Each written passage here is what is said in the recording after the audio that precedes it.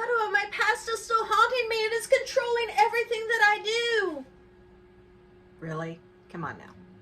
Let's talk about shadow work and about how we confront these shadows from our past and break the cycles that have been set in our life, often by other people.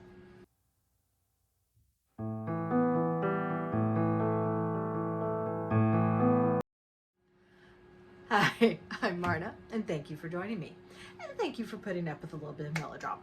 But today we're talking about shadow work. And this is part of my series on how to unfuck yourself. Yeah, I promise that's the only time I'm not going to use it throughout, but really, this is what we're doing.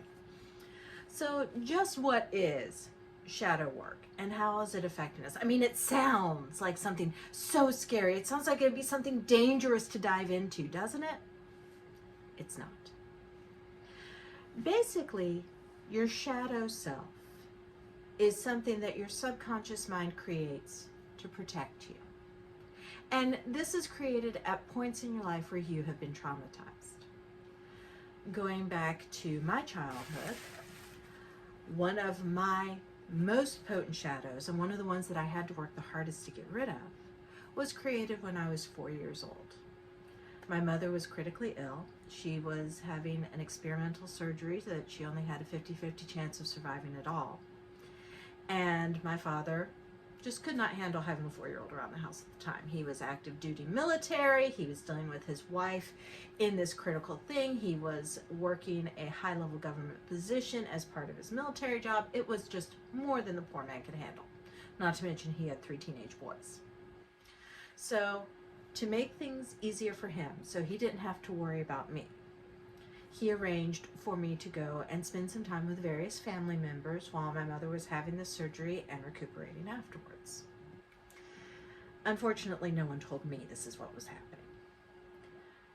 As far as I knew, my father and my youngest brother took me to my cousin's birthday party, and then they left me there. I looked up and saw them driving away in my brother's VW Beetle. They didn't even say goodbye, because they didn't want to upset me with how they were leaving. Now, this seems like a small incident to most people, but in 4-year-old me, this created a fear of abandonment. And that fear, that deep, deep fear of being abandoned by my family, developed into a shadow self. And that shadow self directed my behavior for decades afterwards. That shadow self, created by that fear, turned me into a people pleaser. It made me willing to do anything so that people important to me, and particularly the men in my life, would not leave me.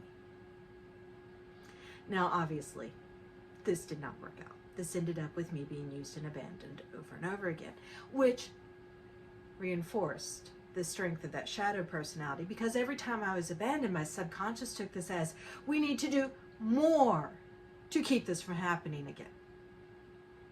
You see, the whole purpose of the shadow self is to prevent you from experiencing that pain, that trauma again in your life.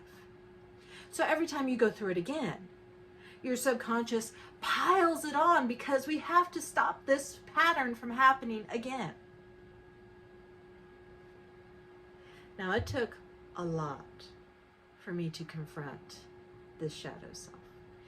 It took an incredible amount of research and understanding and therapy and meditation before I could look at this shadow side of myself and say, I recognize why you were created. I recognize why you have controlled so much of my life.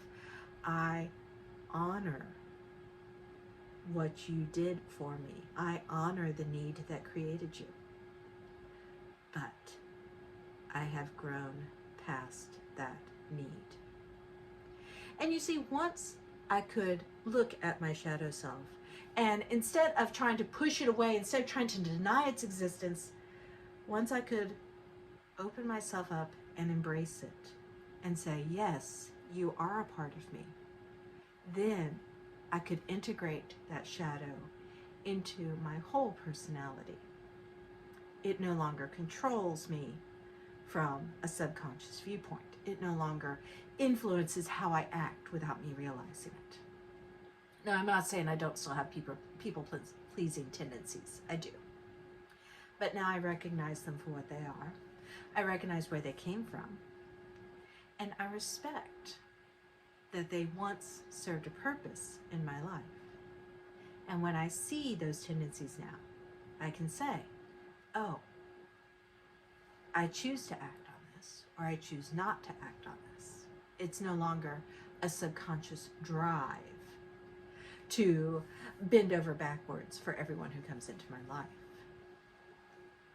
Now that's the difference that confronting your shadow self can make in your life. It moves all of these tendencies that you have out of your subconscious being and into your conscious thoughts. So it's a choice whether or not you act on those urges or not. So how do we do this?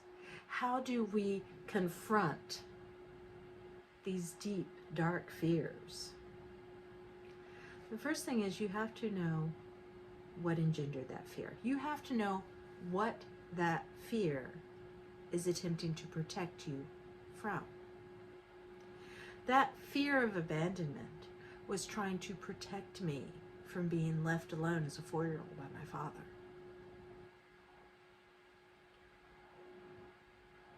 As part of confronting that, I had to look at that fear. I had to forgive my father for what he did. Even though at the time I was confronting it, he had been passed away for several years, I went to his tombstone and I had a conversation with him, and I told him exactly what I thought of how he had handled the situation, and that I understood why he had made the choices he had, even though I didn't agree with them, and that I forgave him. It was a very cathartic moment for me. There were a lot of tears. In fact, I'm tearing up now just thinking about it. But doing that was a key part of that healing. I didn't forgive my father for his sake. He's moved on. It doesn't matter to him if I forgave him or not. In fact, he never believed they did anything wrong. As far as he's concerned, there's nothing to be forgiven for. But opening myself up and forgiving him, opening myself up to understanding the choice and to saying, even though I don't agree with it, I forgive you for making it. That was for me. That freed me of the shackle that was holding that shadow to me all the time. That allowed me to look at my shadow self and say, you are no longer needed. Not no longer wanted, not no longer loved. Because I do still love and honor all of me, including my shadows. But no longer needed. No longer required to act. Making this conscious decision is the first step to being able to integrate that shadow back into your whole personality, because you don't want to destroy your shadow self.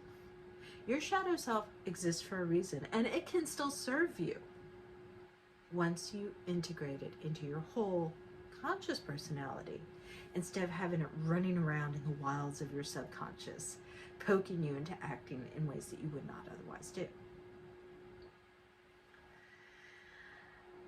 So this is a very difficult thing to do. I highly recommend that you either have a guide, someone like myself, or a therapist walk you through the shadow work. And your therapist, your psychiatrist are going to be remarkably open to this, because the term shadow work was originally coined by none other than Jung. So this is something that is very prevalent throughout most psychiatric literature. So if you're working with a therapist and you tell them you want to do shadow work, they are going to understand what you're saying. If you come to someone like me who works more on the spiritual side of things and says that I want to do shadow work, we are also going to understand exactly what it is you're saying. So if you're interested in doing some shadow work, I do have a PDF that I've written that is the basics of what your shadow is and how to confront it. Feel free to drop me a line at marnarenee@gmail.com and I will happily send that to you. Or ask me directly to help. I am not adverse to that at all. I'm Marna. Thank you for joining me, and I will see you in the next video.